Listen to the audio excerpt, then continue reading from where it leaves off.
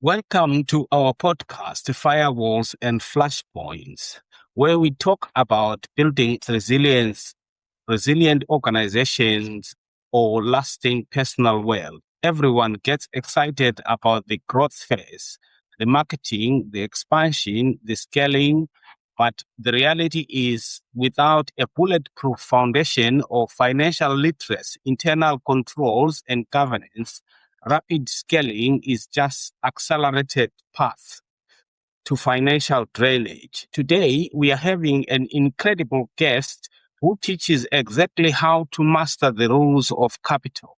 She is the financial teacher, the founder of Smart Money Start, SMS, and the visionary building the PICOMA. Joining us today is Chinedu Precious-Ithioma. Chinedu, welcome to the show.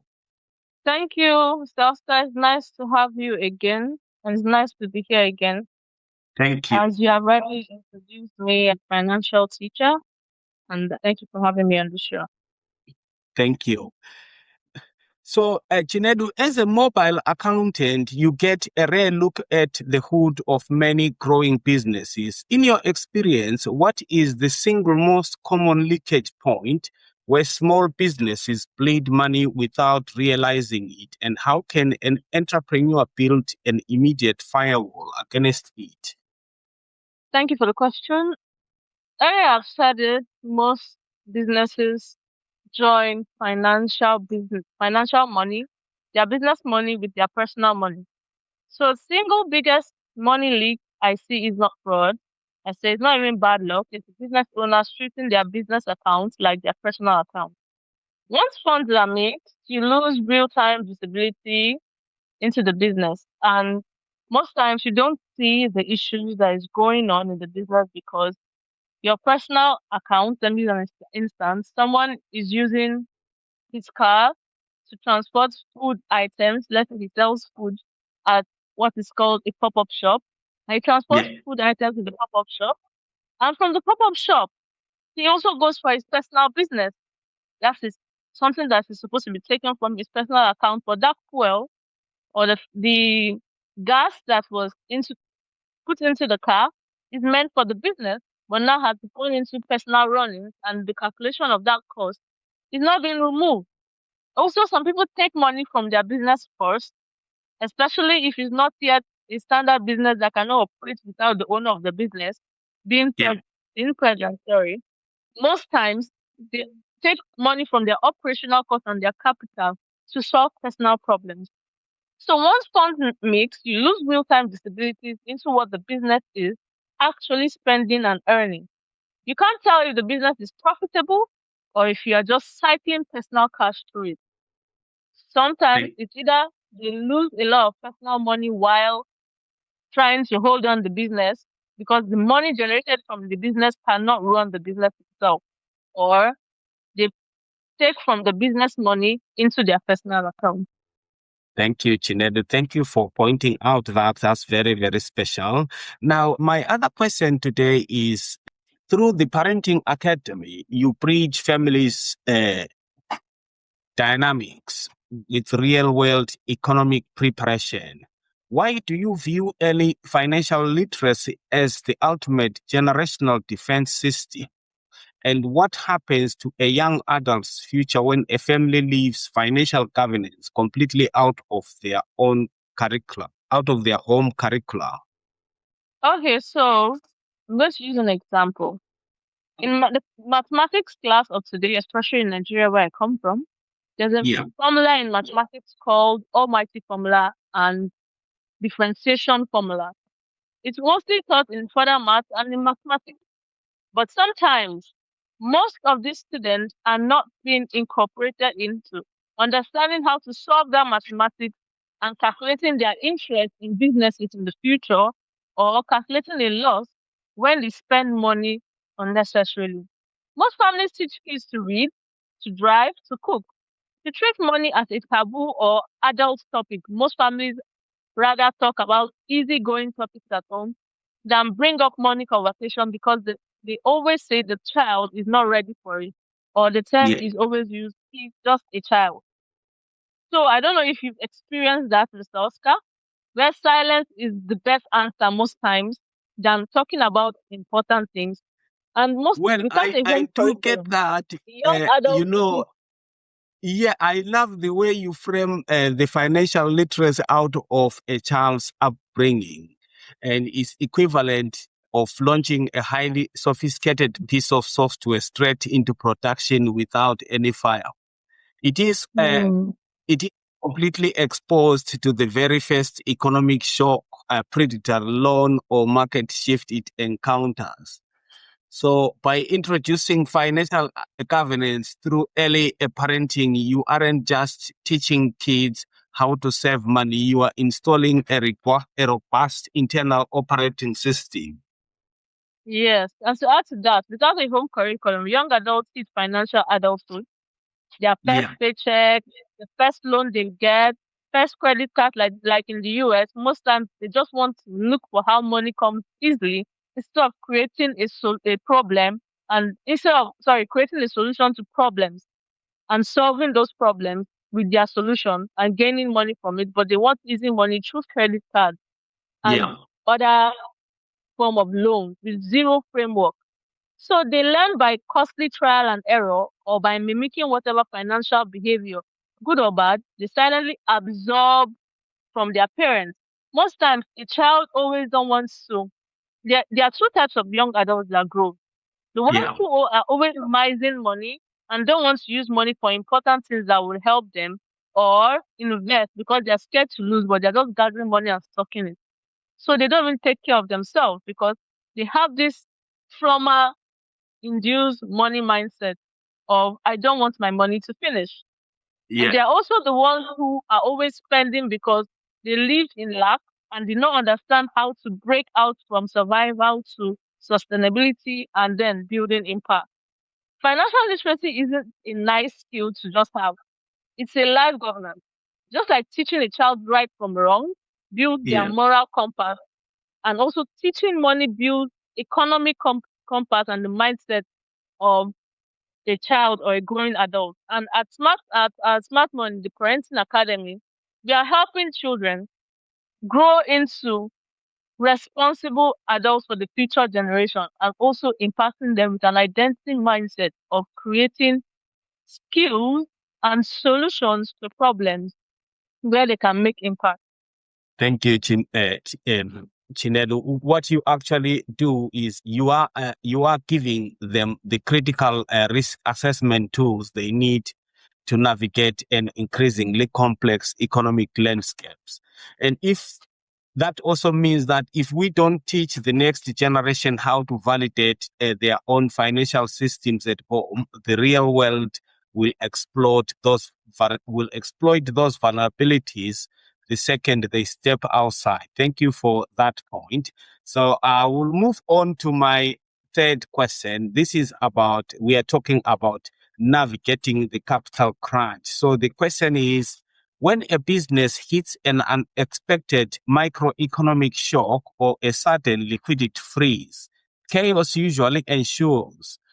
When an entrepreneur finds themselves staring down this kind of cash flow flashpoint, what are the immediate, non-negotiable tactic moves they must make to stabilize the system and protect their core assets? Very deep questions, if you ask me, especially in Africa today, where industrialization is what's springing up. And a lot of people just want to own companies.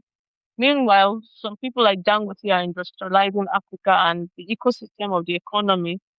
We will say it's getting stronger, but there are also facts to look at. In a liquidity crunch, most owners panic in the wrong order. They cut Yeah, the wrong cost because immediately something like that happens, most people go to cost. Or maybe there's something I'm putting too high. There's a product that is too high. There's Instead of producing quality, they look for how to push out quantity and reduce quality so that they can reduce buying much product. They chase more revenue rather than stabilizing stabilizing what is actually bleeding or yeah, making emotional decisions at this point. from personal loans that begin to crumple the business more and that create a second crisis on top of the first crisis that just occurred, which is the liquidity crunch they're talking about. The first move isn't revenue, it's a triage. Yeah. So stop the bleeding before you look for a transfusion. If something is pouring, you first look for how to close the lid before what you refill the bottle, right? Yeah. So that's So that my means, oh, sorry. view of it. No, I was saying, so that means that tactical triage is exactly what separates businesses that survive from those go under. Yeah. So you freeze and assess. For instance, now I'm currently working with a business and Yeah. they've been working on their organization for like 6 months and they want to do like a financial review of it for their personal consumption in the management level. So what I noticed is most times when there's an issue, a lot of businesses or the ones that I've worked with, I've also reviewed some of their business plans. I see they're always looking for investors. They're looking for Yeah. more money rather than stopping to think what is actually going wrong in this present time. Why can't my business make money and what regenerate income that I can what put back into the business Yeah. rather than immediately looking for more money? Because an investor who is wise will always ask, what is the problem? Why is your business making money? Are you actually Absolutely. breaking even? So those are the important things I believe that are supposed to be looked into before looking for more money immediately when a business is about to crash or such issues occur. Thank you. Thank you, Chinedu. So, in other words, in relation to what we are doing at the Forge, is that in an automated defense system, when a network comes under a massive cyber attack, the protocol isn't to try and save every single non-essential app. It's instantly Mm. isolate the breach. Yeah. Yes, I Protect have a the few core pointers. protect the core data assets and freeze external traffic. So what you are actually describing is the exact financial equivalent of an incident response protocol. When an unexpected macroeconomic shock hits, an entrepreneur cannot afford to panic. They have to aggressively Mhm. perceive core liquidity, cut non-essential operational friction, and defend the core revenue generating assets. Yeah. Thank you so much. Yes, I have a 5 pointer though I care to share. It's just like it's called one is freeze and assess, two Yeah. is try expenses, which is separating the cost, Yeah. three is accelerate receivables, calling what is owed, look for all those who are owing the business. Three, buy time on payables, proactively renegotiate terms with vendors and lenders so that you can get a lower cost. Yeah. And what protect lastly is protect core assets last resort. So those core assets instead of selling, try to protect them because they are the backbone of the business of helping their survival at that point. Thank you. Thank you very much. So I will move on to our next question, which is dismantling the smart money myth. So my Hmm. question is, through your work with Smart Money Start SMS, you have likely seen a lot of bad advice. So what is the biggest piece of conventional cookie under financial wisdom out of there today that actually introduces systemic risk and friction for scaling creators and business owners? Hmm. There are different ways to look at this, but I'll go with this view. So Yeah, Robert Kiyosaki, in his book Rich Dad Poor Dad, yeah, when he said his rich dad was advising them, he took them to a park and told them that he won't be paying them for the next phase of their job. That he wanted them to learn something very, very pivotal or important at that point. That they are working to earn the knowledge that he's teaching them, rather than him yeah. paying them $10 without teaching them anything. So the name smart money is really not a myth, but has been hijacked to mean extremes. Yeah. Either never take on debt, bootstrap everything. A lot of people just come to say, oh, when they want to give generic financial advice, they tell you there's something about budgeting. There's the envelope form of budget. We call it Yeah. envelope budget. There is the 50-30-20 rule. And there is what? The one where you have a maintenance, rent, you divide your income according to all your expenses. But Yeah. the one that works best cannot work for everyone at the same time. So the right means or advice is not just to strap one particular advice, because as a finance person, I don't stand with that, Yeah. because there are extreme levels to it. So I'll say some say leverage aggressively, debt is a tool, and then some people begin to take on debt and find themselves drowning in debt. Some say some say what? Bootstrap everything, make sure you don't Yeah. spend too much. And some people find themselves not even spending at all. So both get sold as universal truths when they Yeah. are actually just risk profiles dressed up as strategy. Extreme bootstrapping can starve a business of the capital it needs to actually capture an opportunity.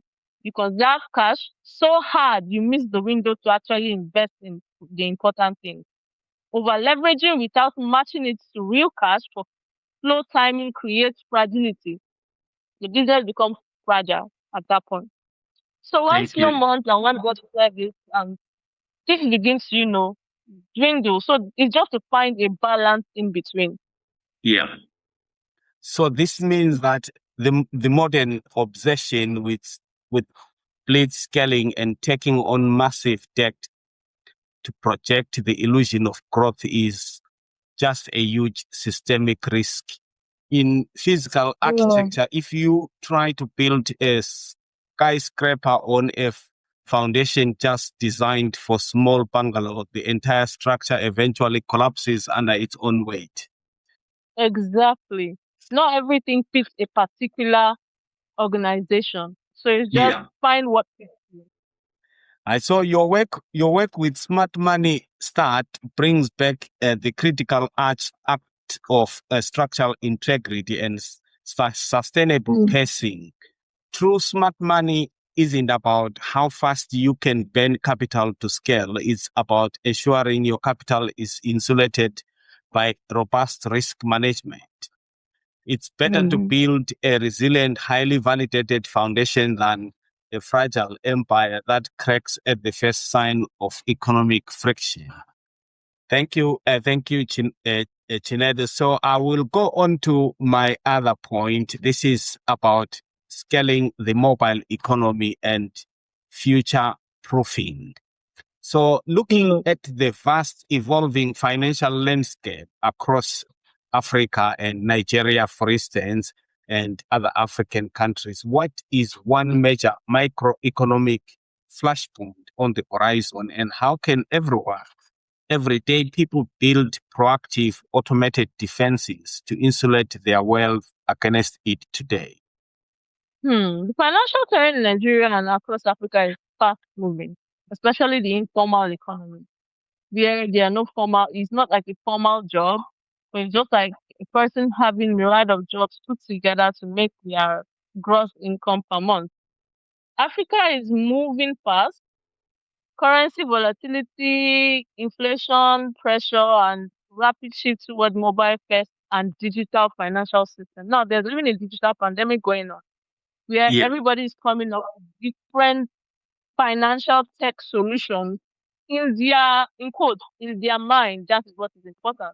Not creating according to the need immediately, which causes a lot of people to what, invest wrongly or put their money in the wrong fintech service, yeah. and it begins to replace traditional banks.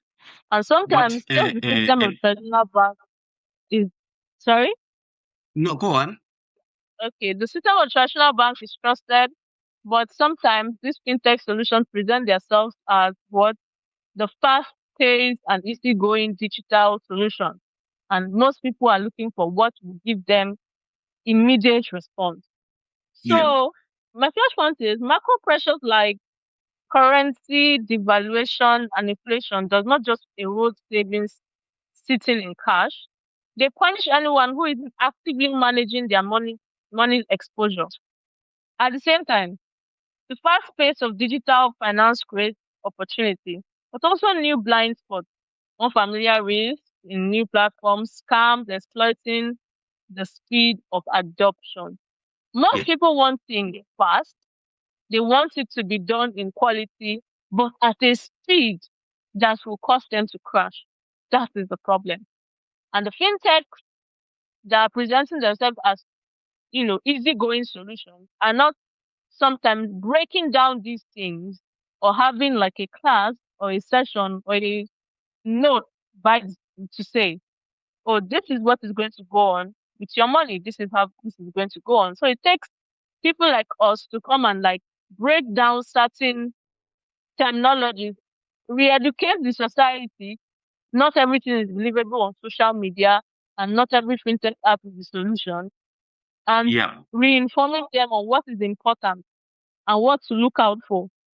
So one thing I know, I'll say you don't need to predict every shift. You need automatic, proactive defenses that work. Whether the Yeah. shift is good or bad, waiting to see what happens is itself a risk strategy in a fast-moving system. So don't hold 100% of your savings in one currency. Diversify. Automate Yeah. your savings. Those have been my core points. And investment, always automate so that in case this one crashes, like some experience I had some years ago, you are sure that your money is not all in, just the way they say, don't put all your eggs in one basket. Your money is not all in one place. Build multiple income streams. You have Yeah. different fintech apps that can be trusted. Check their years of, existence and their formal structure, especially for their foundation. Treat digital financial tools as instruments to learn, not just blindly trusting. A lot of people hear that this particular financial platform gives particular interest. They don't even understand, is it a high savings interest? Is it a treasury bill? Is it a stock? What kind of stock is it? What country are they selling this stock? They just rush and buy because they hear that it can increase your money. Fintech systems and financial systems that are online are not a double your money per se platform. Yeah. It needs to be understood just the way we start down to understand the system of the commercial bank. So, Thank you. mostly, lastly, I'll say revisit your financial plan quarterly Yeah. or once a year. Very important. You can't control the currency. You can control whether your money has a plan. Yeah. What an incredible and powerful note to wrap up on. So, navigating the current microeconomic landscapes across Africa requires more than just hard work. It requires building an independent, resilient personal infrastructure.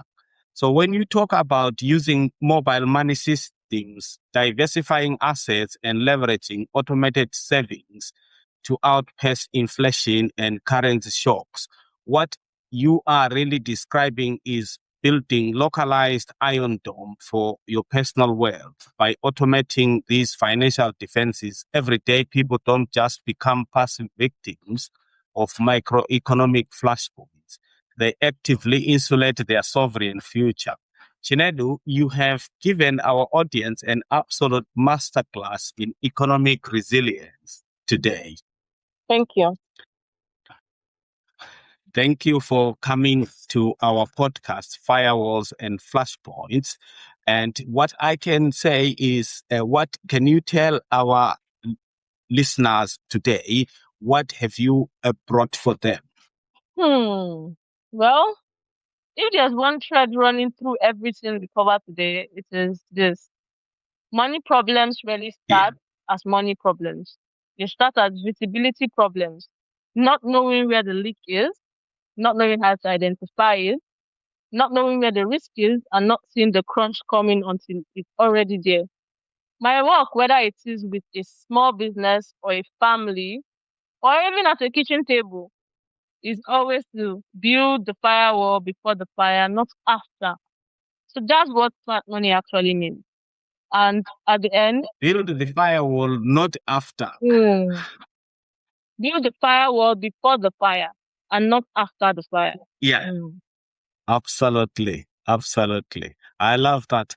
Thank you so much, Chinedu. And so what Chinedu is actually saying is secure the foundation, validate the internal controls, and build your firewalls before the flashpoints arrive.